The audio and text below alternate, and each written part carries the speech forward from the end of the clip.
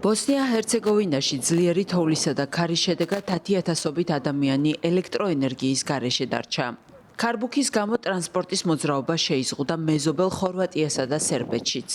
ბოსნია-ჰერცეგოვინის ზოგიერთ რეგიონში თოვლის გამო სარკინიგზო მიმოსვლა მთლიანად შეჩერდა. ვითარება უკიდურესად რთულია.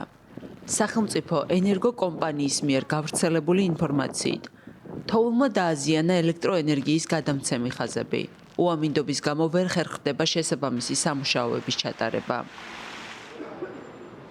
სინოპტიკოსების ცნობით ხუთშაბათამდე ითოვებს. შესაძლოა ხელისუფლებამ საგანგებო მდგომარეობაც კი გამოაცხადოს. ბალკანეთში ხელისუფლება მოგზაურობასთან დაკავშირებით გარკვეული შეზღუდვები დააწესა და მოსახლეობას სიფრთხილისკენ მოუწოდა.